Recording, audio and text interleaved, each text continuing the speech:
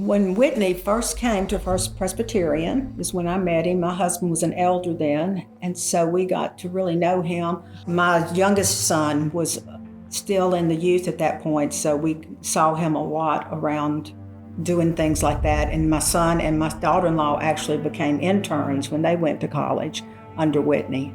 I had the privilege of serving alongside Whitney for 10 years, all through college and my young adult years, right alongside him. Whitney was so good at making sure everyone felt included. And Whitney just really taught me to love everyone, love people as Jesus loves them, not based on what they look like or what they can offer me, just to love people as Jesus sees them.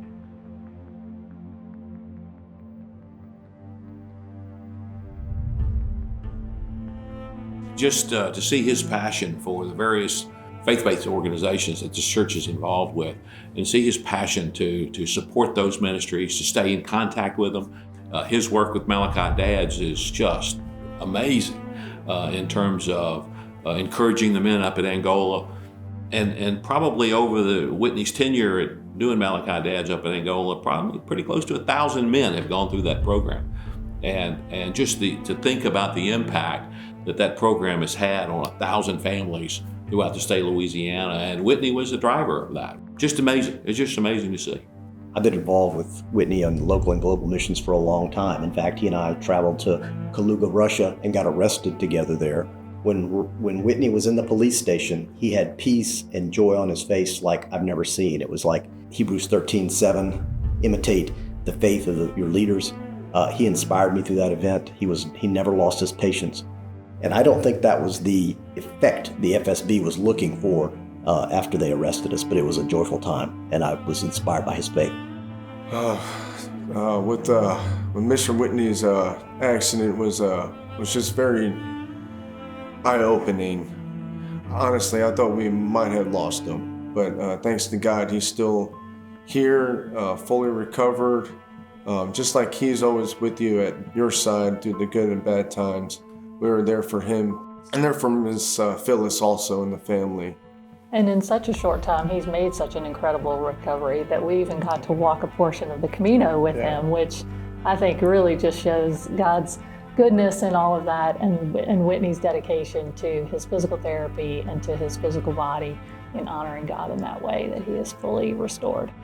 When Whitney takes a team to do disaster recovery, it's kind of a celebration of hope of what's going to happen in the future.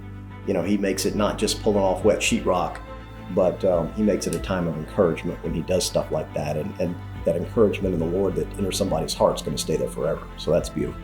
When I was a senior in high school, I was diagnosed with type 1 diabetes. Whitney showed up at the hospital. He took the class to know how to be trained to take care of a diabetic, so that I could go on the youth trip that summer. I was a senior in high school. If no matter what his role has been at First Pres in terms of title, at the end of the day, he loves people. He has loved us through a sick child, an adoption of a child, as missionaries on the field.